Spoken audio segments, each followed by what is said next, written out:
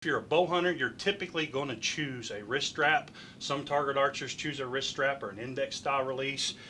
All of the Scott releases, with the exception of one, have a travel adjustment on the trigger.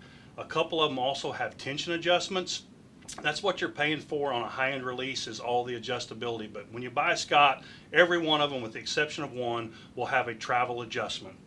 I'll show you how to make those adjustments. This is a Little Goose 2, newly designed, one of our most popular SKUs ever, and I'll show you the adjustment on it. Inside your trigger, you're going to see a little tiny set screw, and this is a roller sear. Typically a roller sear you can get really light. If you're one of those guys that likes a hair trigger, a roller sear, you can make it very, very light. But inside your trigger, you're going to see a tiny set screw. That's a .050, a 50 thousandths Allen head. And when it's in the closed position, that screw will actually butt up against your roller. What that's doing, it's not letting the trigger travel as far forward because it's hitting the screw quicker. So if you want more travel, you need to run the screw in. Put it inside the 50 thou, run the screw in, and it's going to allow that trigger to go farther forward on the sear. So now you actually have to move it farther to get this release to fire. If you want it hairy, back it out. It makes the screw come out, hits the roller sear quicker, decreases that travel, and it will make your release fire much quicker. So you have a lot of adjustability right there to customize the feel you're looking for. If you want a Scott wrist strap release with travel and tension, look at the Echo or the Talon. The Echo has the Hyperjaw technology.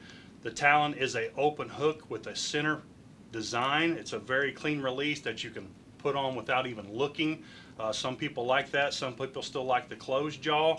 But these two models have travel and tension. So inside the trigger, you have the travel that we talked about. But in the Echo, in the back of the handle, there's a plunger system. And what that spring does, it tightens down the sear, gives you more, you're allowed to put more pressure on that trigger. It's going to take more tension to get that release to fire. So when you run it clockwise, you run your screw in, it's going to compress the spring and increase your tension. When you back it out, go counterclockwise, it's going to decrease the spring tension, and you'll be able to get that release to fire with less pressure. Scott Archery works really hard to give you the fit, feel, and function you're looking for. And as a bow hunter, you're not just bound to the release as it comes out of the package. You have adjustable triggers, adjustable travel. We give you lots of options with single jaw, dual jaw, and open hook designs.